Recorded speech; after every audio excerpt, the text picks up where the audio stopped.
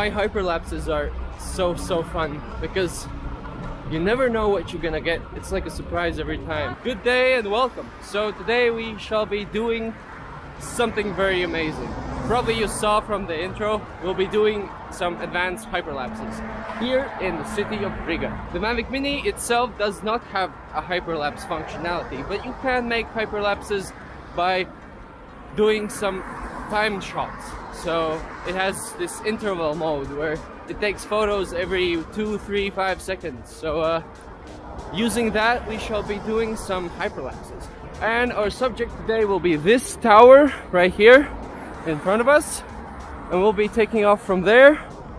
Just behind that bridge there's this grassy spot, and yeah, we'll be taking off from there, capturing the tower. And also today we have some low-hanging clouds that are also slightly moving, it seems, and it should give us a bit more of dramatic look here. Some people already may ask, why don't you just capture a video instead of making these photos and stabilizing them? Because with capturing video you lose resolution, and today we want to capture as much resolution as we possibly can. So that is just what we are doing today. This bridge has always been my favorite bridge because of these. Those lamp poles look like amazing. When I was just a little kid, and whenever we were driving over this bridge when we were going to the city, I was always just looking at these large stone pillars with these epic lamps on top of it. That's impressive, gotta say, and god damn it, Jobby. Yeah, so that's the Jobby pod. After a year of using it, it starts to give in. You may also ask, what's so advanced about this hyperlapse tutorial? Well, we shall be combining two separate motions together in this one seamless looking video. That's the advanced part. If everything worked out well, you already saw it, so hopefully it did look pretty cool. That is our main subject. So we'll be going up and with a slight rotation to there, and then we'll be coming back to the same position and going to the left.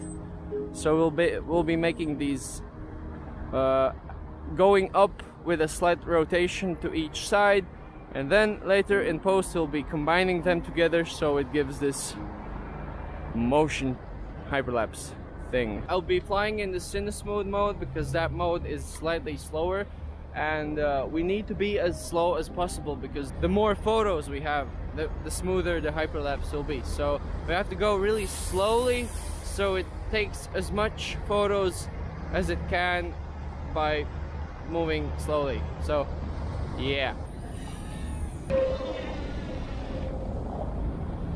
Alright, the flight is done, and I think it was successful. There's just this one thing I'm concerned about. There are actually two things I'm concerned about. The one thing is I forgot to lock the camera settings, so it stayed on auto. And when I was looking at the screen, I didn't really notice like big changes in exposure, so that should be fine. But the other thing that is a bit more concerning to me is about the stabilization, because I was capturing that tower. At one point the tower was kind of blending with the background, so to be able to stabilize it, you have to have this high contrast area, and the tower is our subject that we need to stabilize, and I'm a bit concerned about how I will be able to stabilize it, but well, we'll see. Hopefully it will turn out good. Now we are finally at the computer, so now we have our two flights, the first one and the second one. So now what we want to do is select all of these. Let's make sure they are in order. Let's select all of these and let's drag and drop them onto this icon, so it creates a new sequence in the same resolution as our photos. Now let's control all of these and right click or control R, and now we can, yeah, let's make these frames 1 frame long, so it's a lot quicker, because previously the frames were like 4 seconds long, and that's way too much. Now let's see. Yeah, we have this very, very rough flight. Oh my god, looks so laggy. Hopefully, After Effects will be able to stabilize this. Hopefully. But I think it might look very cool because we have these clouds here. Oh, nice. Alright, so now what we have to do is nest all of this into a new sequence. And now this nested sequence, we have to replace it with After Effects composition. And we will be stabilizing this in After Effects. Because After Effects is way, way better at stabilizing things than Premiere is. Because in After Effects you can actually stabilize by selecting a point in your video, and it tracks the point and then it stabilizes the motion.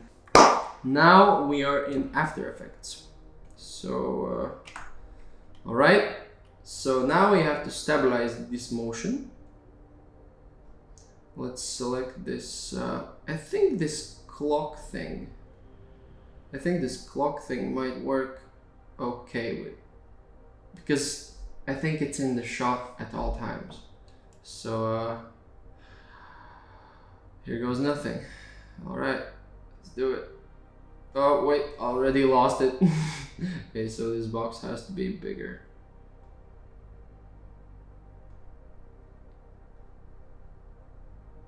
Okay, okay, alright.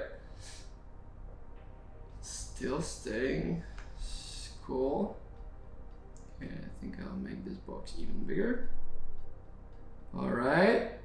Surprisingly well. Still capturing and stabilizing. As I said, I was concerned about this, but it seems that because we captured, oh no, okay, so if this happens, then just go a few frames back and analyze it again.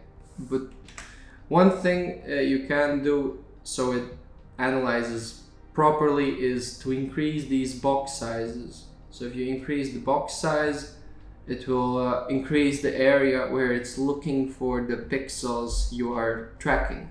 But one thing you shouldn't do is don't move this box around. You can enlarge it, but don't move it around. If you will move it around, it will mess up with the stabilization in later, and it's just don't do that. It won't work.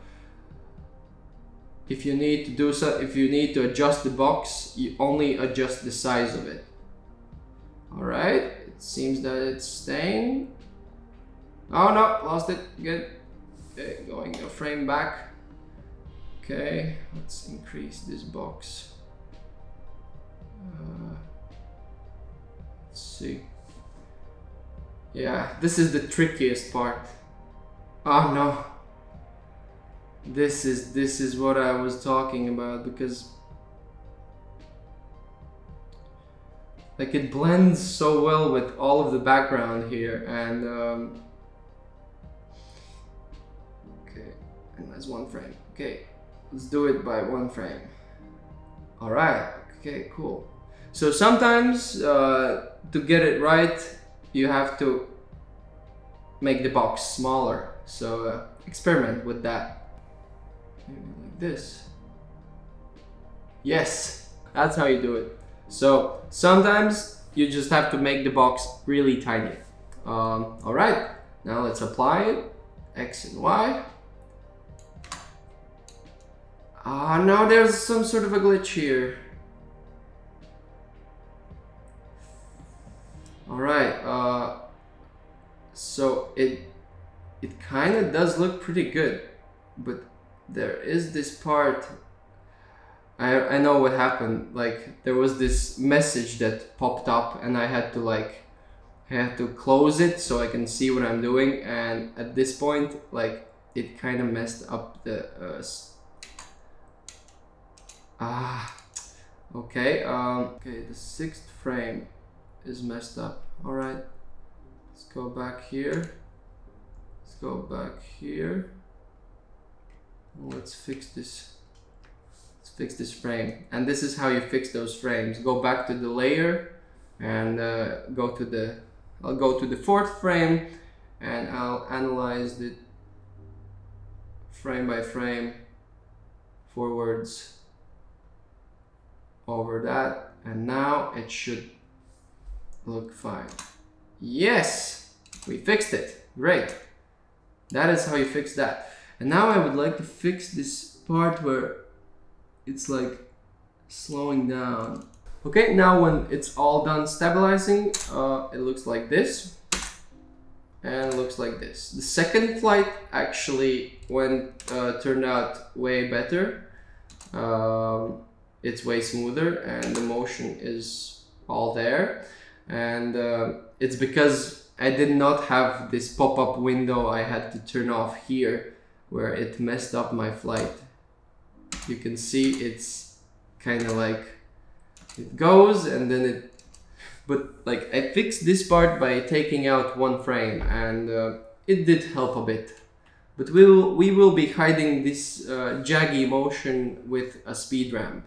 So now we have this sequence that we made here. We made a full HD sequence. So and we have put this first flight here.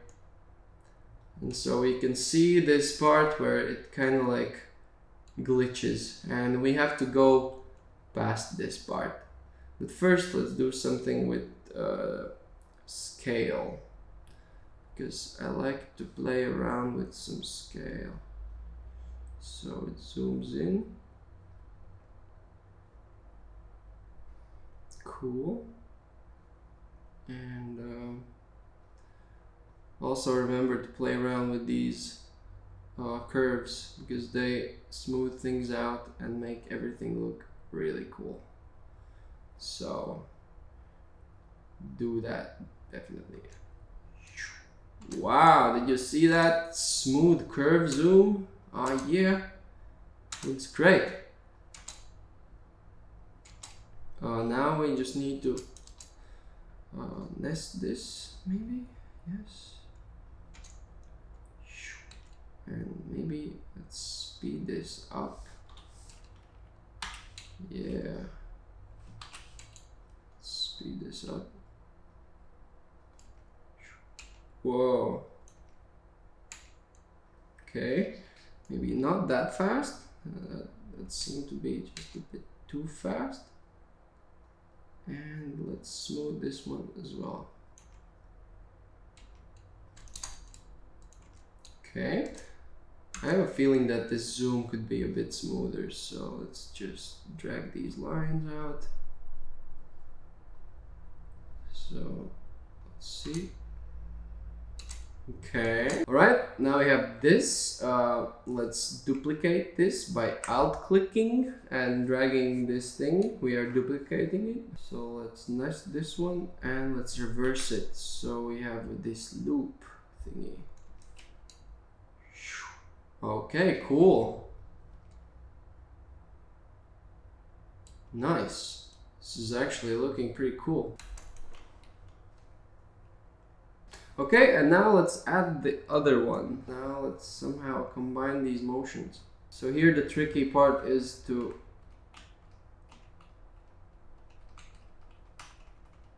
combine these shots so they look seamless enough.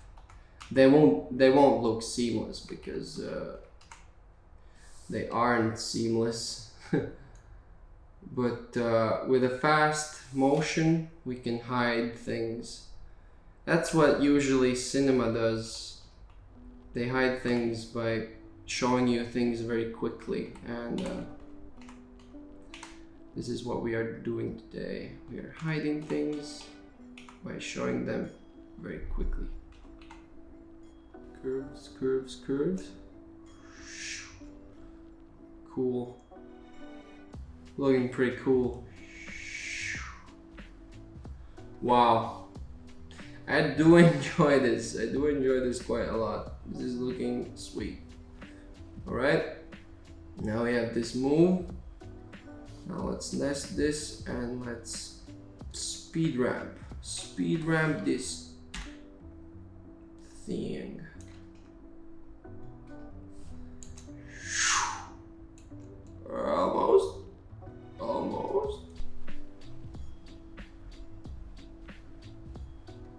Okay, this is starting to look something like I wanted it to look. Cool.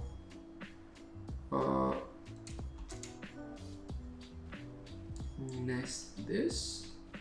Alt click duplicate, reverse speed, and let's see. What do we have here? Do we have ourselves a cool little hyperlapse? Let's see.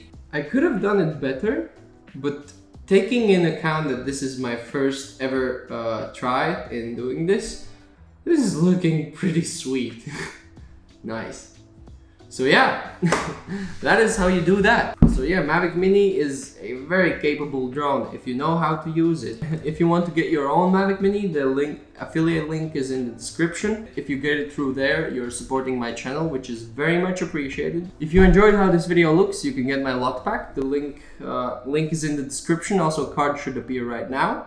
And yeah, hopefully you learned something new from me today.